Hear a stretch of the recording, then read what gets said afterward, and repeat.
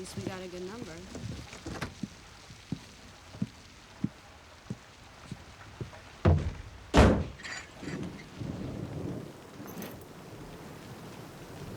Is this the side of the bed you want? No, I want all of it. You're over there. I'm not sleeping on the couch, Jenny. Yeah, well, you don't get to stare at the hooker's tits all night and sleep with me, so... I was not staring at the hooker's tits. I think you were. Yeah, well, I was not staring at the fucking hooker's tits.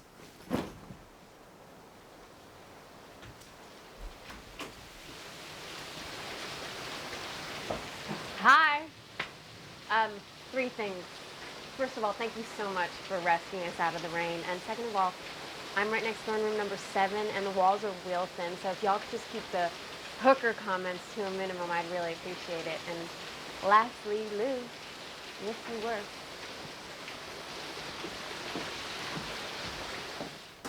Fuck.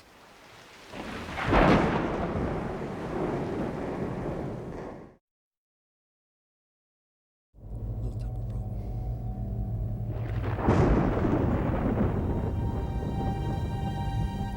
Sorry about that. Come on.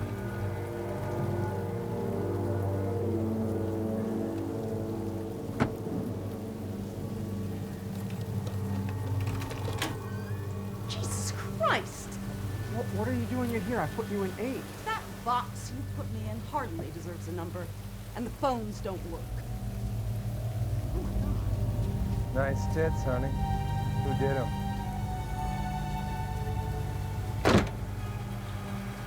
This way.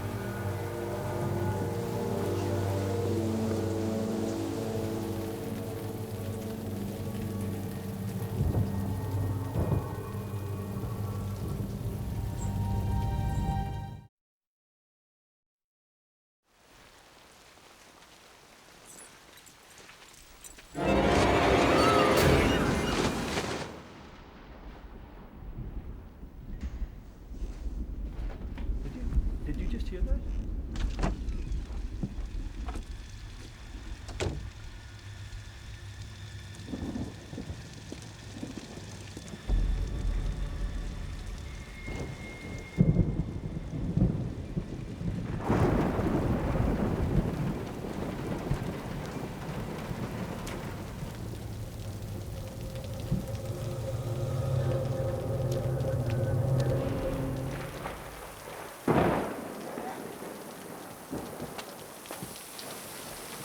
You hear that?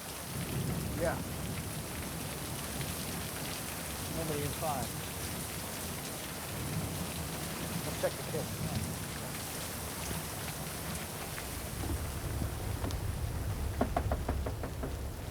Jenny, Lou. Hi. You guys in there? Open the door. You guys all right? Yeah. Where's Jenny? Here, You heard her scream. Did you hear that? check the hooker.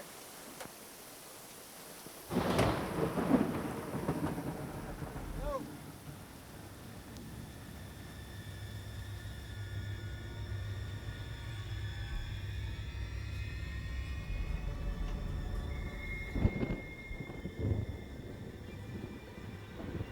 Hello? Hello?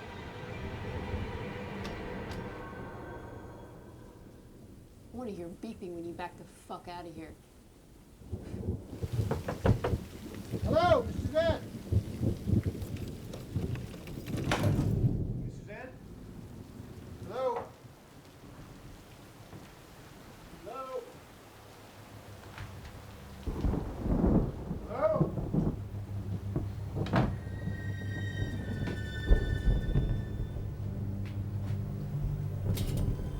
Hey, what's going on? We heard a scream. Did you hear it? No? The actress I was driving is gone.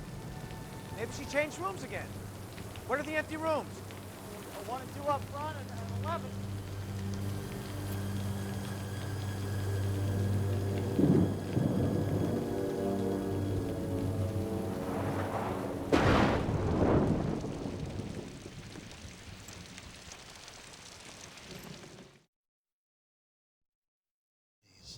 Edward, listen to me.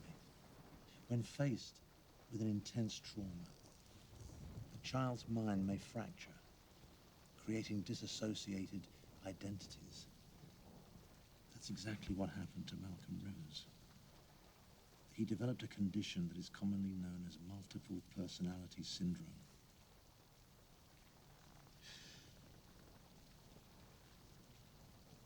Why are you telling me this?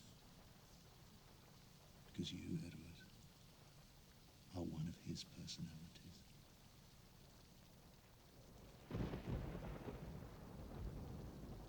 What?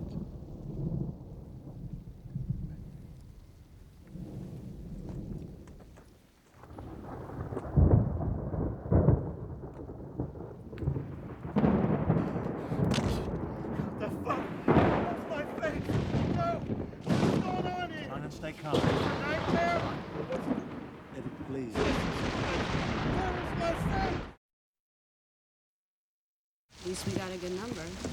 This was a minute-long scene that set up some more exposition of the relationship of Clea Duvall's character and Willie Scott's character, and also had a kind of comic beat with Amanda Peet in the doorway. I want all of it. But at the same time, I felt, again, that this was a minute I didn't really feel like we could afford at this point in the story, because I thought it was time to get on again with the countdown that was soon to begin. Yeah, well, I was not staring at the fucking hooker's tits.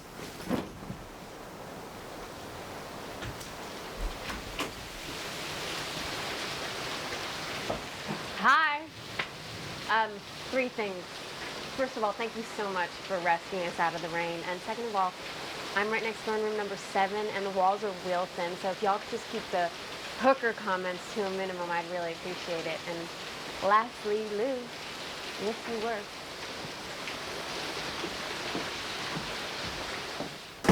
Fuck.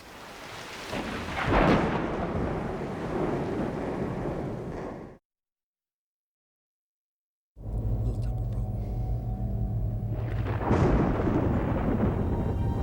This is another scene with some comic beats in it, in which Larry checks Ray Liotta's character Rhodes and his convict Maine into what he thinks is room 9, which Rebecca has taken over. Rebecca De Mornay's character has taken over. That box you put me in hardly deserves a number, and the phones don't Again, I just thought that while I liked the scene a lot, it kind of undid some of the tension we were building in the movie at that point, and I'm not sure to our benefit.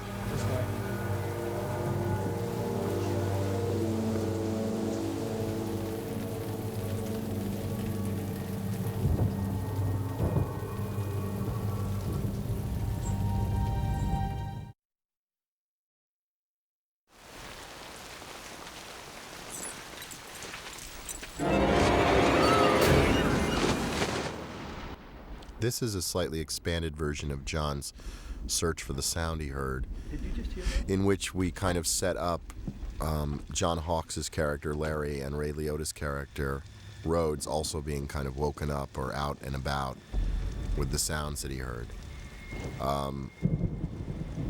There was just something, as we again were trying to accelerate our way through the front end of the movie and get to the discovery of Rebecca's body, that was more powerful about John being kind of out on his own, alone, finding these clues, than introducing everyone else's presence, and in a way, taking some of the steam and the tension out of the kind of stillness of him just collecting these shower rings and finding her body.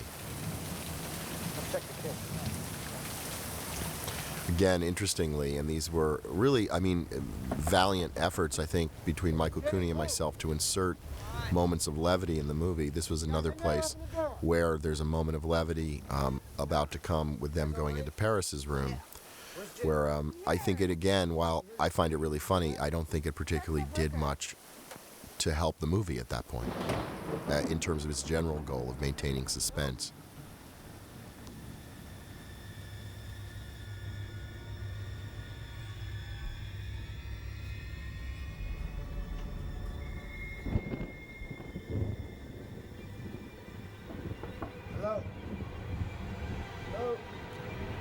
It also just took a lot more time. I mean, this is very long, this search. Back the fuck out of here. Hello, Mrs. Suzanne. Miss Suzanne? Hello? Hello? Hello?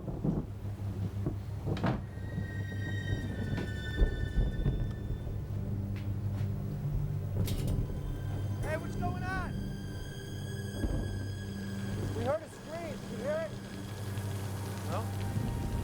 The actress I was driving is gone.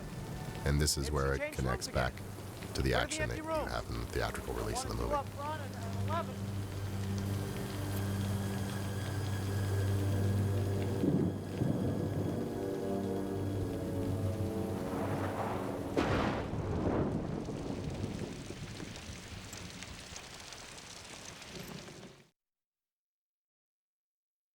This next beat we included just because When faced, my visual effects supervisor, Robert Stromberg, produced a shot, an effect shot that I thought was really worth keeping it in its entirety, even though I ended up cutting into it in the way we actually cut this scene in the conference room. We did a shot where you go from John's face to the mirror where you see Pruitt's face in the mirror, and then we tilted back up to find Pruitt sitting in the place John had been. One of the reasons I made the cut was I loved, because we'd gotten so used to knowing John's character Ed, I loved cutting back to John, feeling his performance, dealing with the fact he saw another face in the mirror as opposed to a stranger. Nonetheless, I thought Robert did a really wonderful job setting up this shot that has him looking in the mirror.